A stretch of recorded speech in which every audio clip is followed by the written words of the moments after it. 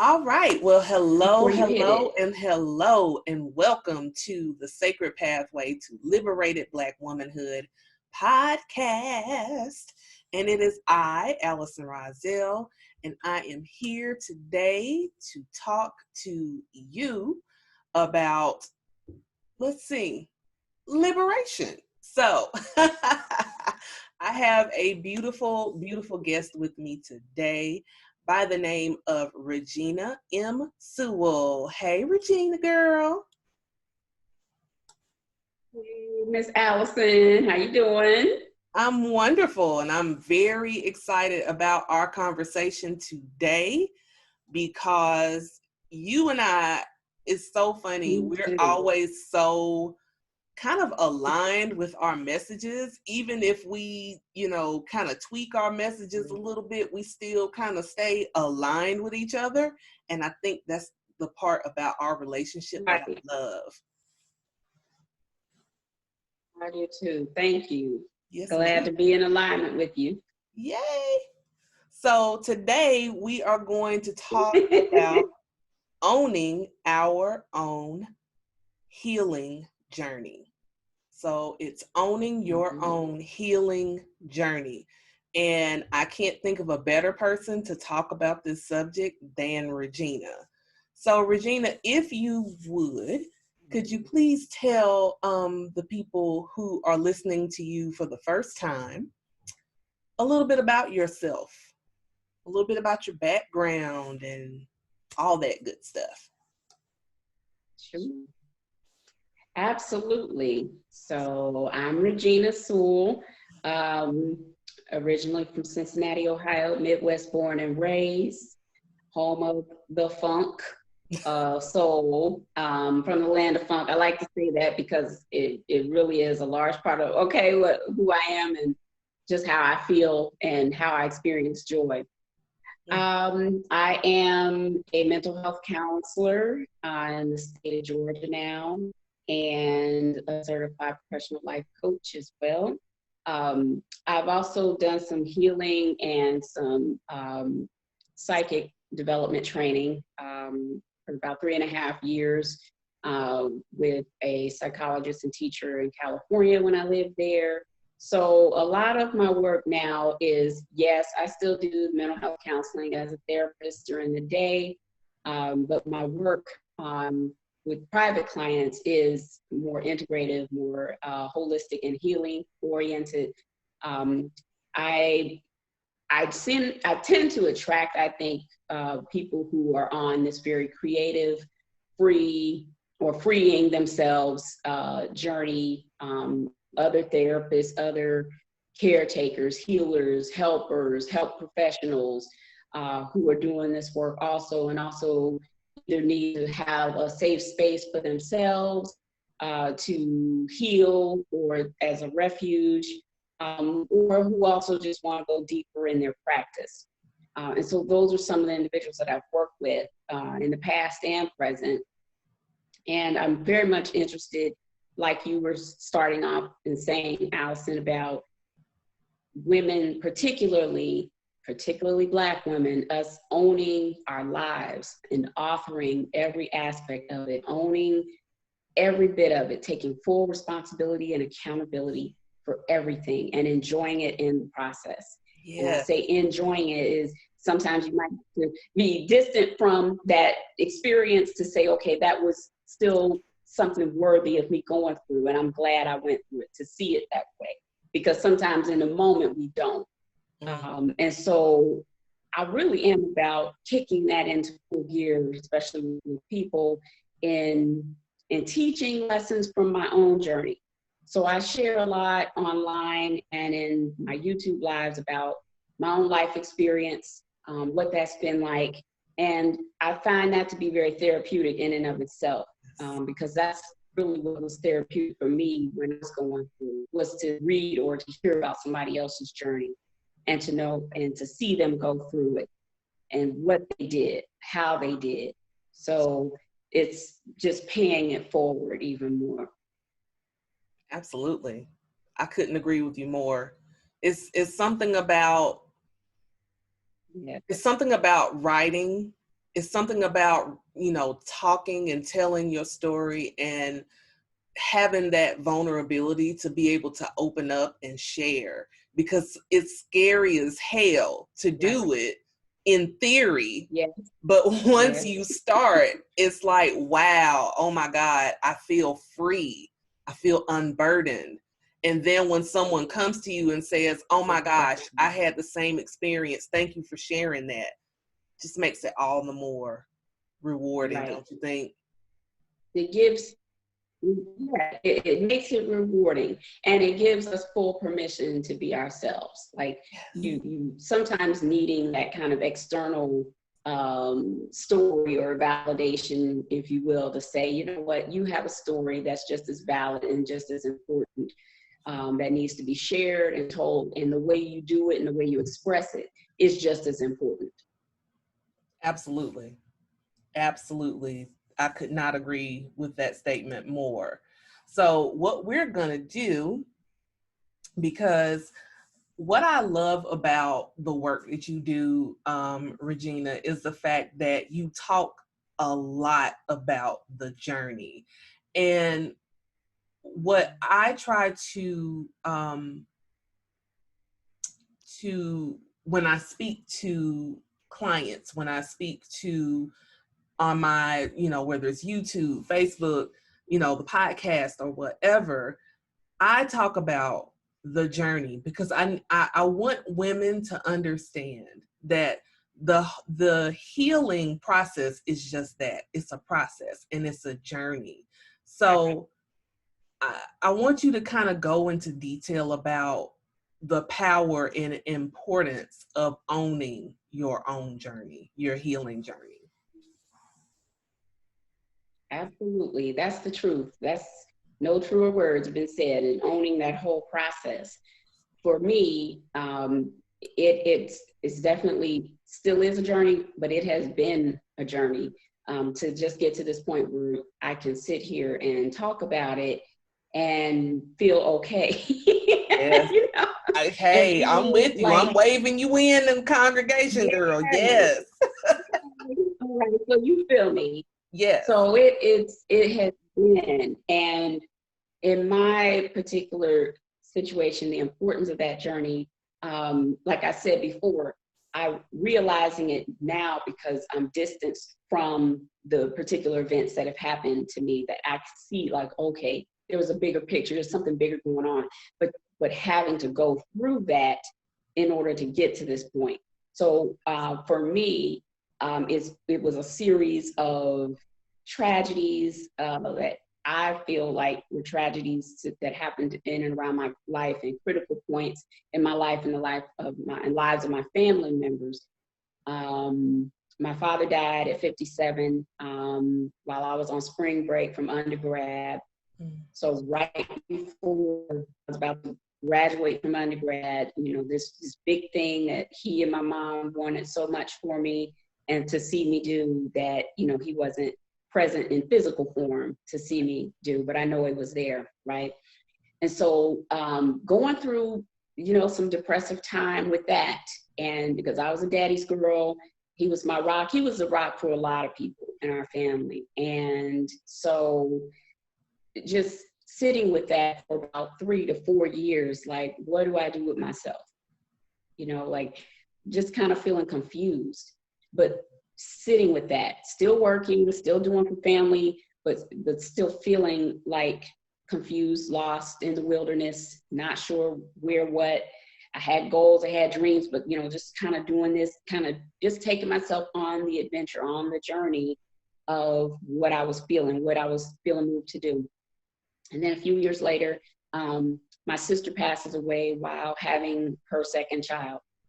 And that kind of rocked me because it was totally unexpected, and that she had not, you know, informed the family that she had a pregnancy, because I think she didn't want us to worry.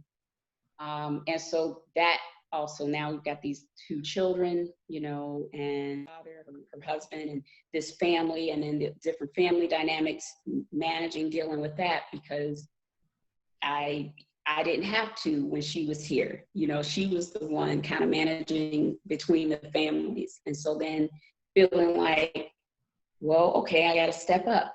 I got to help out. I got to do this. And I did. But I was encouraged by my brother-in-law to go forward with my goal of going on to graduate school at the time, UCLA. Even though I felt like I need to be here, helping you take care of the baby, this and that. And he said, no, your sister knew what you were going to do, and you need to go do it. And he was right. So going through that transition while I'm in school, still feeling what I'm feeling and still managing family, still reaching out to family, still feeling some kind of in between, but still feeling like, okay, I'm taking the leap, going to graduate school, doing something that I kind of wanted to do in music and research, expanding myself. And then several years later, returning home, you know, getting closer to family. And in 2011, my mom passes away by suicide, dies by suicide. And that, at that point in my life, I was able, because of the work I had been doing up until that point, I would say probably about 2008, 2009 was when I started taking my own spiritual journey.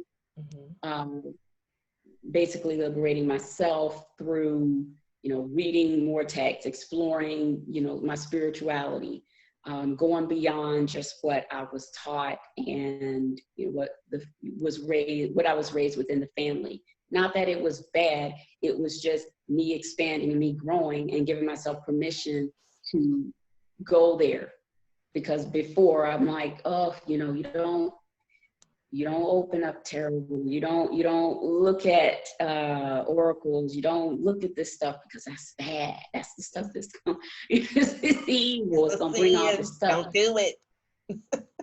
Yeah, don't do it, right? And feeling completely at myself and centered, and feeling also more so feeling and knowing that my mom knew that I was doing it before she left this earth. That she was my first Reiki student. That I did my first Reiki session with was her. So she was totally in alignment with it being for me. And that gave me complete solace that I was honest, and I gave myself permission enough up front before she left to say, here's who I am, here's what I'm doing. It's coming out now more than ever, and I'm just excited. I said, okay, that's good. That's okay. This is good for you to do. And so for me, that family piece has always been my rock. I'm going to go into a little bit about what a good friend of ours, Angela Simmons, talks about North Node astrology. And so in my former years, in my youth with family, this Gemini energy of just being available, family, knowing a little about a lot of things. That energy was what I was coming from into now North Node, which is Sagittarius. And Sagittarius is the wanderer, the philosopher, the teacher, the one that goes on the great adventure. And once I really kind of started my own spiritual journey, and like I said, once getting to the place when my mom passed, I was at a place in my spiritual journey where I could see that, where those times when I thought I was confused and off the path, I wasn't. Right. I was right on schedule. Yes. I was exploring, I was going on the journey, I was allowing for this. I wasn't messing up anything, not one thing. I was managing what I knew best. Could I have made different decisions? Of course, we all could have, in hindsight, looking back. But you make the decisions you make with the information and tools you have available to you in those times when you make the decision. So looking at it from that perspective at this stage of my life was like, I took myself on this Sagittarian journey. I allowed myself to be led. I allowed myself to go. And that's where I am. I'm still on it. But I see now that, you know, all of the spiritual work I've been doing, all of the healing work, all of the counseling work.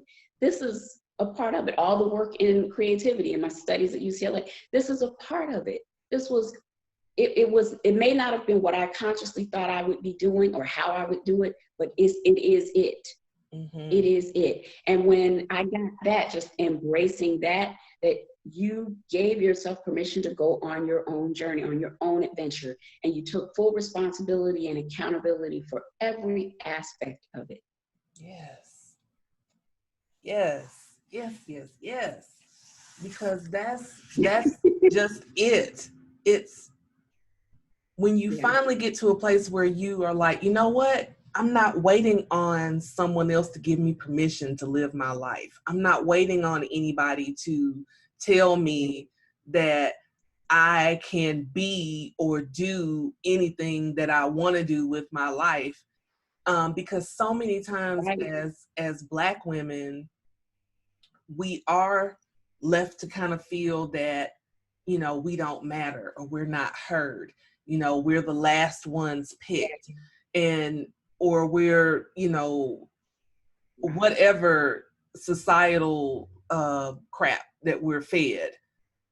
But it is so empowering when you finally just say yes to yourself and yes to your own personal sacred journey.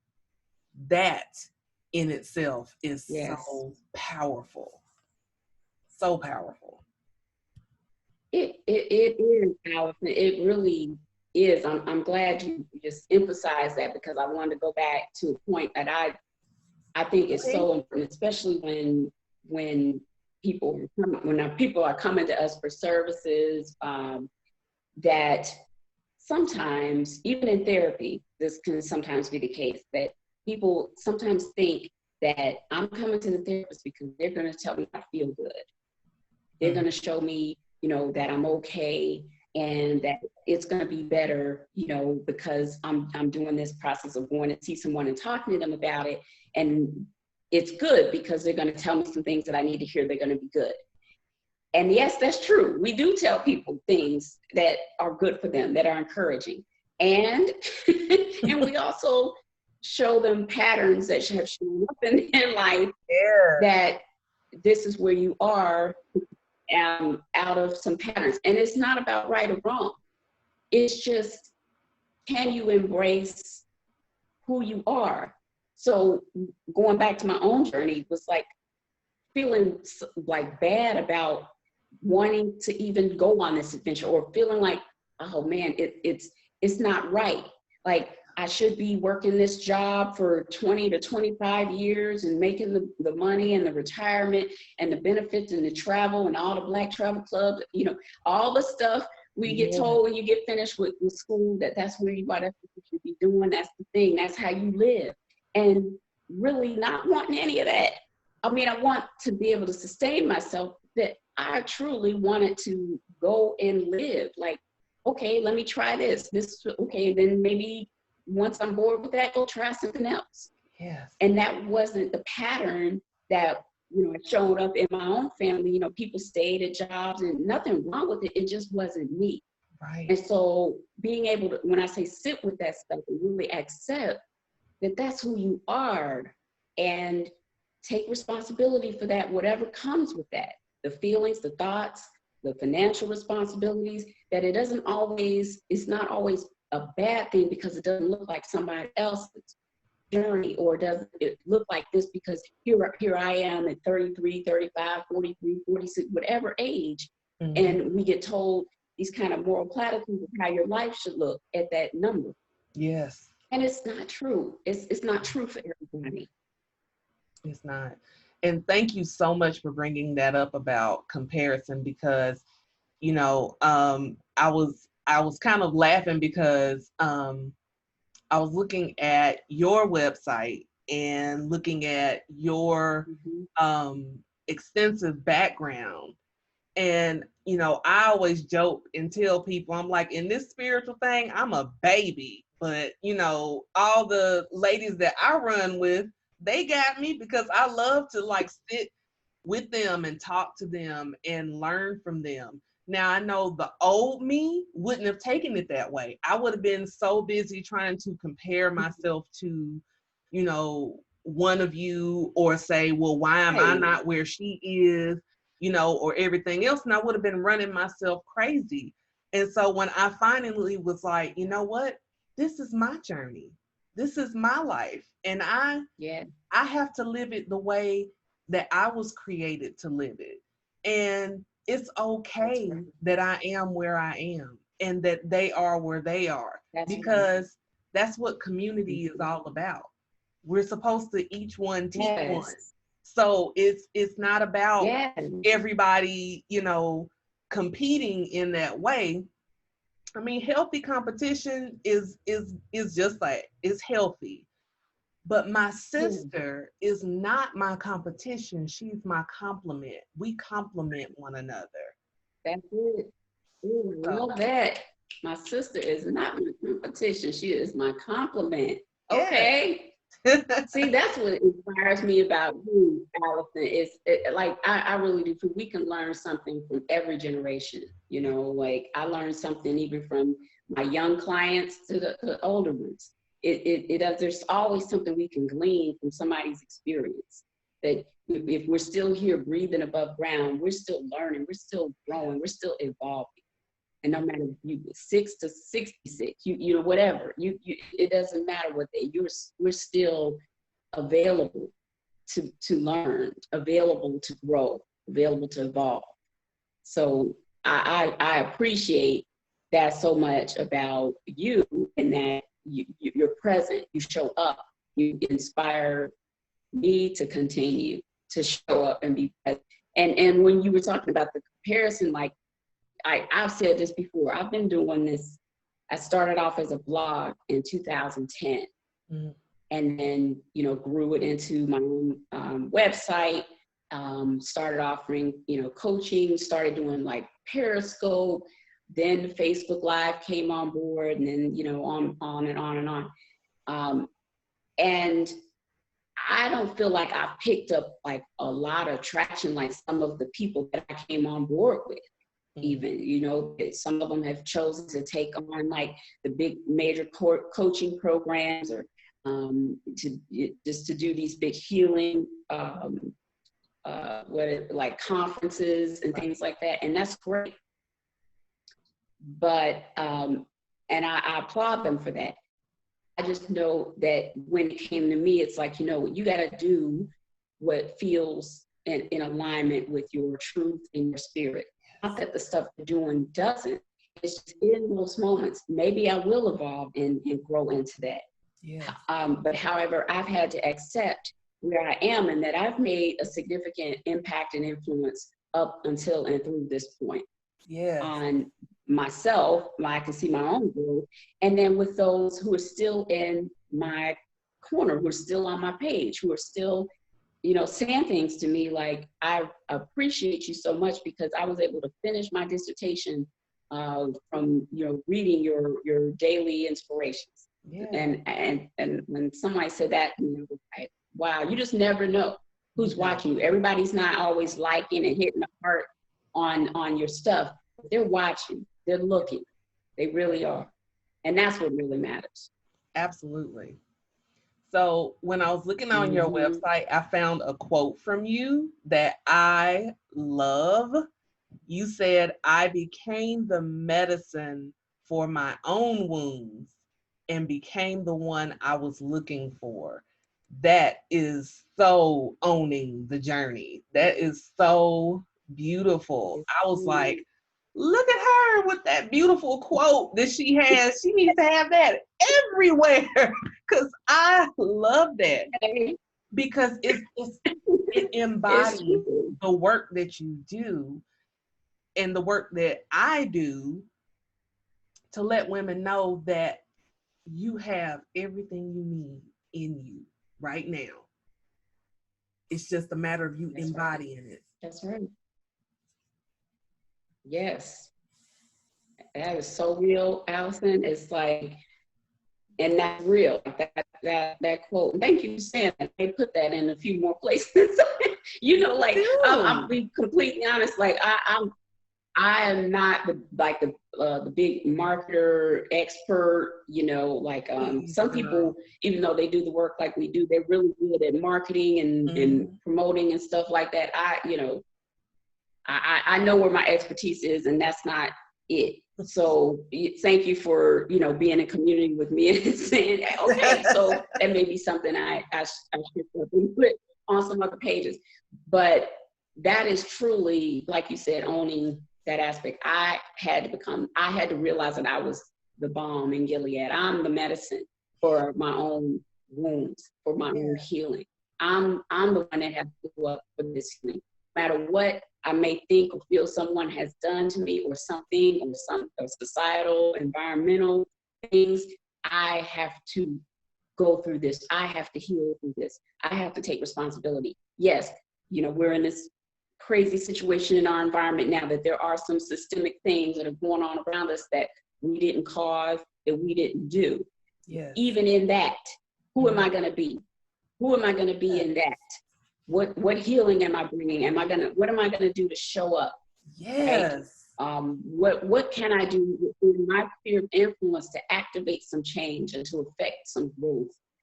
With just those who, you know, come to my page or whatever. What can I shine the light on that maybe people don't know something about? What can I talk about? Yeah. So there's a space and place for all of us to jump into this healing, into the space. But the main part of it is you accepting and embracing your own healing and doing your own work. Yeah. And like you said before, Alice, it's hard. It's difficult because something coming face to face with ourselves and our own stuff and our own shadows and our own, you know, icky, murky stuff. You know, sometimes we can put up a wall, we can put up a defense. Yeah. And blame everything else and everybody and situations. But it's okay, I heard that, but what are you going to do now? Right. What are you going to do now? The cards can say this, this, and this, but when you walk away, the cards don't do. People do. Thank you. My teacher said, James Wan, cards don't do. Say that one more time. People do. Cards don't do. People do. That's right. So it's not a card reader in the world that's going to do something for you. You got to do the work. You got to do something. You got to shift. You got to take what you received and say, okay, how can I integrate this? What needs to be integrated? What changes, what actions can I take for this? Absolutely. Absolutely. Absolutely.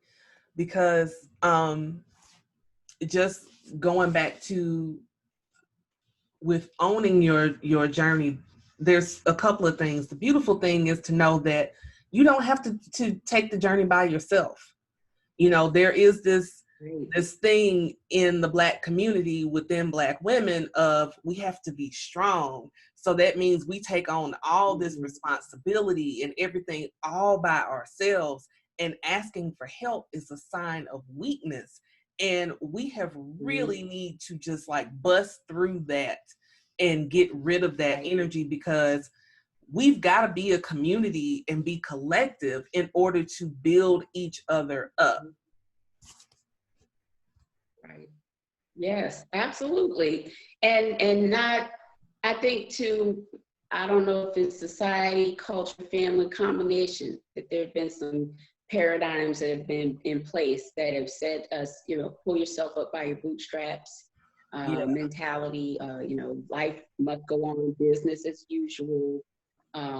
Whether it's some time of grief or, you know, just really kind of knocking that stuff down to say, okay, wait a minute. That's not true for me, and that's not true for my community. Yes. Like, how do you pull yourself up by bootstraps that you don't have?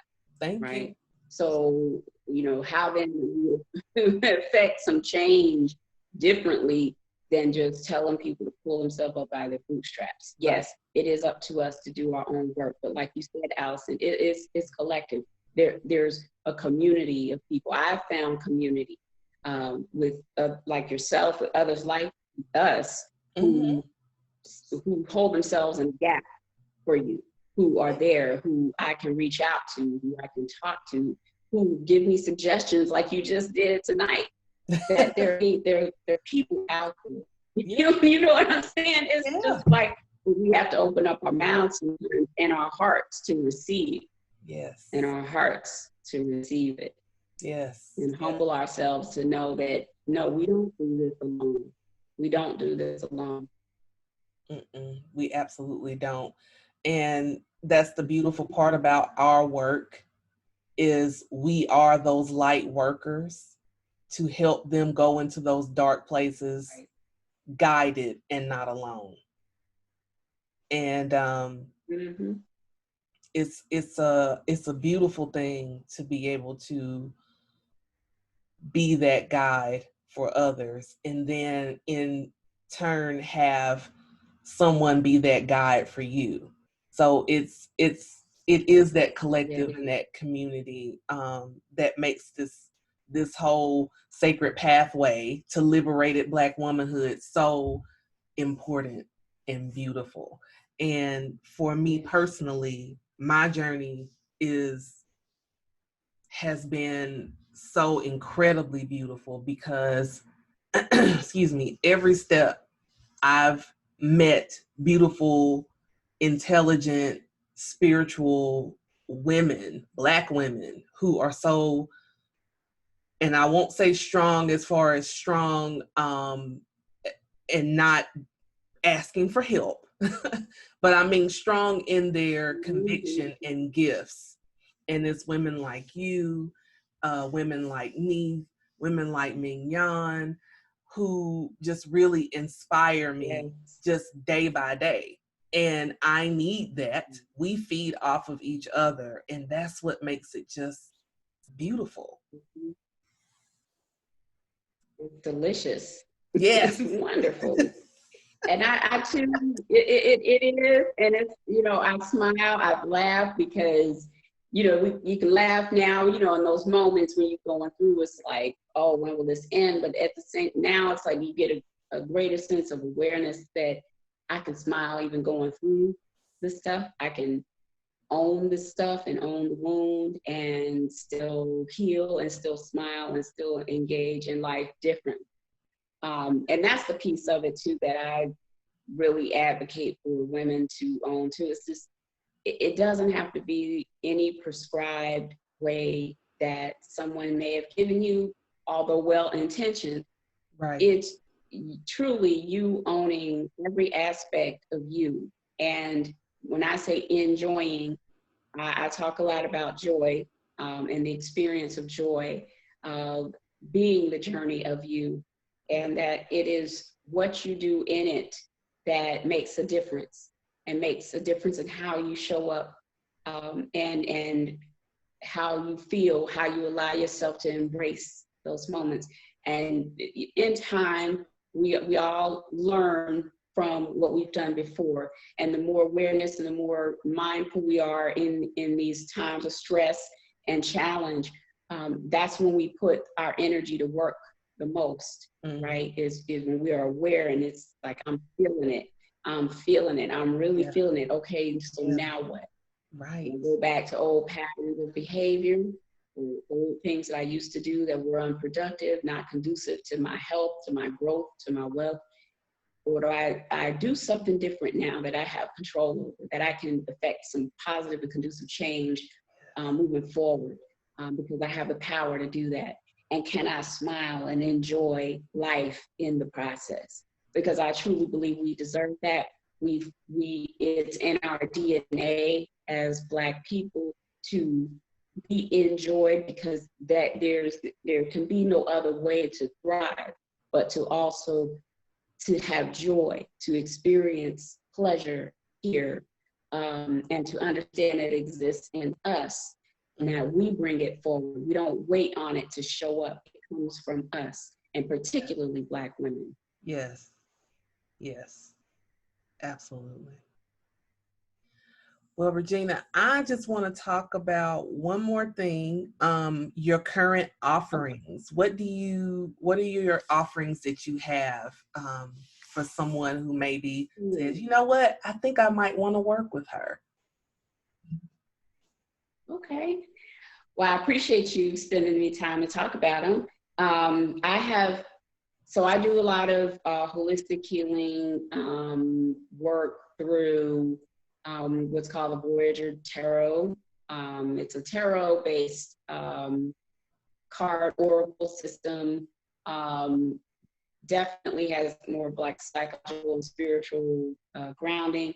It's creative, it's fun, it's multidimensional, it's multicultural. It's very intuitive. So it's in complete alignment with who I am as a being. And so I work with individuals. I do, right now, I'm currently doing email readings. So I do a write-up for a person if they have a specific question, concern, and do the poll, send you the pictures of the cards, and then do the write-up. I still currently have on my website the sessions, and so those email sessions, I believe now are 57, and then the sessions by Skype or by Zoom are 150. There's a possibility those may go away and it may just be email readings. So if people are looking to do more one-on-one Zoom session with me for 60 to 90 minutes to get in on that now, and I'll give your viewers and listeners of the podcast as 10% off if they mention that they heard about me through you. And I have coaching programs, 3 months, and I believe 6 months. But to just get in contact with me about those, because there needs to be a good fit to work with someone and to work with me for 3 to 6 months. And so that would just be some consultation up front. Right, because it's got to work for both of us. Oh yeah. And for the future too, I am a Reiki Master, as you are also, Allison. So I offer Reiki healing sessions now at a distance, and those can be done from anywhere at any time. And yeah, so that's what I offer. Those are 120. They're not listed on the website right now, but they will be. If anybody has questions about that, just please reach out to me, Regina at reginamsewell.com, or you can visit the website and send me you can go to my contact form on the website. Nice. Awesome. And all of Regina's contact information, her bio, and everything that you need and want to know about this beautiful goddess is going to be in the show notes. So, Regina, it is always a pleasure when we talk. And I have enjoyed this conversation so very much, as I knew that I would. Thank you, Allison. Like I said, I'm inspired and so impressed with just how you show up and your consistency. And I just enjoy talking to you as well. So thank you for all that you're doing and for the light you're bringing into the world. Thank you, sis. Thank you. And you're welcome. So again, if you want to contact Regina, all of her social media, her website, her email, everything's going to be in the show notes. So that way you can reach out to her. And she is the bomb. So, and I trust her. So I already know she give you a reading. She going to do it right. And she going to be on point with it because she's just that bad. Of course, I run with the best of the best. Okay. So this has been the Sacred Pathway.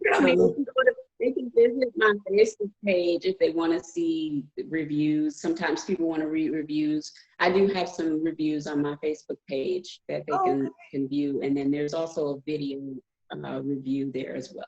Nice. Okay, good to know. Well, this has been the Sacred Pathway to Liberated Black Womanhood podcast with me, Allison Rozelle. Thank you so much for joining me. I appreciate you. Send this to a friend and let them listen to it. Also, subscribe, like, comment, leave a review, all that, because I want to know if you're enjoying the content that I'm putting out for you, okay? Thank you so much for joining. Have a wonderful, wonderful day. Until next time, Bye. bye.